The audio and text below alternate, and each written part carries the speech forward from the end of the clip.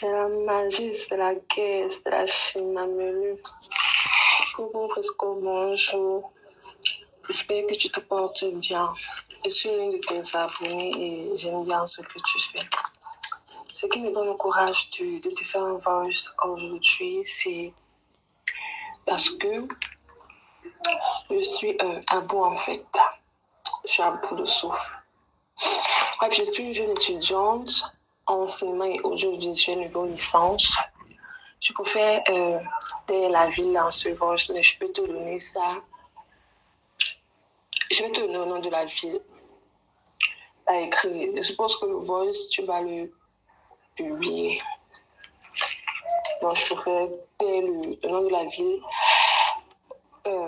Juste comme ça. Bref. Comme je disais tantôt, je suis une étudiante en enseignement et audiovisuel et j'aime bien ce que tu fais. Ce qui me pousse à te faire le voice aujourd'hui, c'est parce que j'ai envie de partager avec toi ou avec tout le monde mon expérience en fait. J'ai connu un gars en 2023. Oui, 2023 parce que ça fait 2 ans qu'on nous sommes ensemble. 2023. Tout se passait bien au début. Ouais, on filait le parfait amour, comme on dit toujours. Tout se passait bien. Jusqu'à ce que tout bascule en fait. Une fois, donc, quand les choses avaient commencé à ne plus aller pour le mieux, c'est quand il avait commencé à disparaître en fait. Quand je dis disparaître, c'est... Elle commençait à disparaître. Donc, il partait, il ne donnait plus de nouvelles. Il faisait les 2 semaines. Son numéro ne passait pas. Voilà, les mois même parfois, son numéro ne passait pas.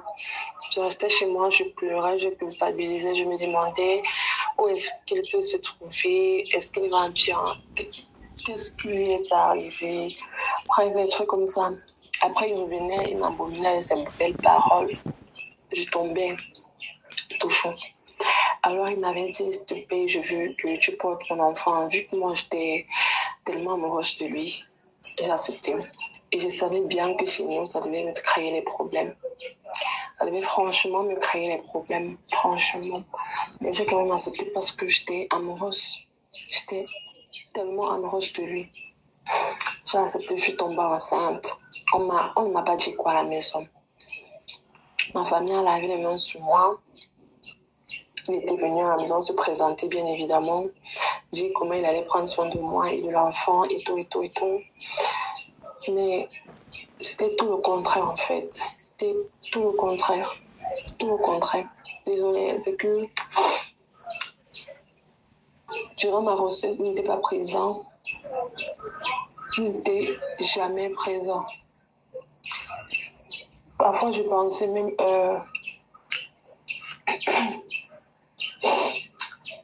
à me donner à moi en fait. Parfois je voulais retirer l'enfant parce que j'étais à bout, je ne savais pas comment faire. Je n'avais pas la langue de la lier et tout. Et je ne voulais pas aussi demander des choses à sa mère parce que lui, il m'avait assuré qu'il devait prendre soin de l'enfant et moi et tout. Bref, j'étais comme ça, je pleurais tous les jours. Sa mère était là. Sa mère me consolait. Elle m'aidait du mieux qu'elle pouvait avec ses amis aussi. Ses amis étaient avec moi. Ils me conseillaient. Ils m'épaulaient quand ils pouvaient. Ils m'épaulaient quand ils pouvaient.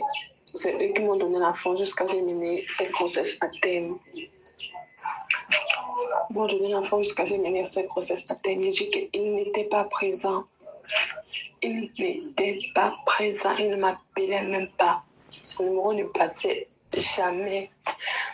Tous les jours, j'étais à la maison, je pleurais, je priais. Tous les jours, j'avais les genoux au sol, je priais, je pleurais.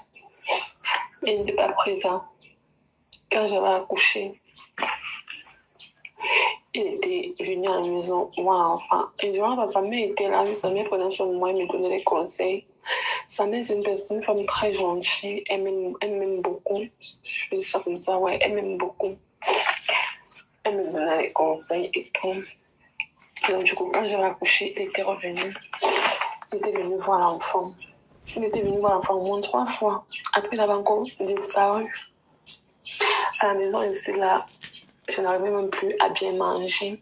Parce que quand on préparait, que je voulais me servir, c'était que ton gars qui a dit qu'il allait prendre soin de toi et de l'enfant et tout. Donc, du coup, ça me retirait l'appétit dans la bouche. Je n'arrivais même plus à manger. Parce que j'avais peur qu'on me dise certaines paroles. Donc, du coup, quand je voulais manger, je disais ça, tout ça. Ça me coupait l'appétit. Et j'allaitais l'enfant parce que l'enfant avait refusé le biberon. Je me disais comme il avait même refusé. J'allais avoir l'argent pour acheter le lait. Je suis une étudiante, je ne fais rien. J'allais avoir l'argent pour acheter le lait. Non. C'est comme ça que jusqu'à 3 ou 4 mois, il est revenu. Il est revenu, bien évidemment, je lui ai pardonné. J'ai accepté qu'il revienne dans ma vie. Parce que j'étais toujours amoureuse de lui. J'ai accepté qu'il revienne dans ma vie. Alors, il s'est un peu posé, Il a ouvert un petit, je peux dire ça comment, une photocopieuse en fait. Il aidait, oui, ça l'aidait vraiment. Du coup, il prenait soin de son enfant avec le peu qu'il gagnait. Son enfant ne manquait plus de rien. J'avais toujours à manger et tout. Donc, j'étais un peu à l'aise en fait. Après, tout a encore basculé. Il m'a encore abandonné. Bon, si je soutiens dans un mois en fait. Je n'ai même pas encore fini de rédiger mon mémoire. Parce qu'il m'a abandonné. Je ne connais même plus le mettre sur la tête. Mais où je suis là, je ne me pointe pas. Parce que quand je pense à mon enfant, même les faillettes, quand on achète à 600, moi je ne parviens pas à acheter. Parce que quand je dis que il va l'acheter ça, mon enfant va manger quoi? Donc du coup, je n'achète pas. Je suis là, donc il a tout maigri, je suis devenue noire jusqu'à, je ne maîtrise pas, rien presque. Je suis seulement là comme ça. Pas même mon projet. Parce que chez nous, les cinéastes, là, quand tu veux soutenir, tu dois réaliser un court-métrage. Même mon projet, je n'ai même pas encore réalisé parce que je n'ai pas d'argent. Je suis juste là comme ça. Mon enfant, donc ces choses sont déjà finies. Je suis là, je réfléchis, je pleure seulement tous les jours. Je dis que merde. Et ce qui est marrant, c'est que je suis toujours amoureuse du gars. Tu vois, pas ce qui est marrant, c'est que je suis toujours amoureuse du gars. Je m'inquiète toujours pour lui. Je me demande bien où il est, ce qu'il peut bien faire. Tout ça. Je ne sais pas comment je vais faire, je ne sais pas. Je réfléchis parce que si je peux même faire quelque chose, je ne vois pas quoi je peux faire avec un enfant de 15 ans. Tu sais, là, je n'en c'est un garçon en fait. Là, moi-même, il perd du chute, il n'a même pas encore. Sinon, je n'ai pas m'arrêter. Quand je suis avec lui comme ça, c'est moi chaussée. Je ne m'habille même pas. Ce qui est bien, c'est que quand je suis avec mon enfant, on apprécie, il a un bon poids, il est prend. Mais moi, je ne ressemble à rien, presque à rien. Je ne ressemble à rien.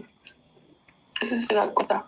Je suis stressée quand on commence à danser. As-tu déjà ressenti un amour si fort qui t'a bouleversé?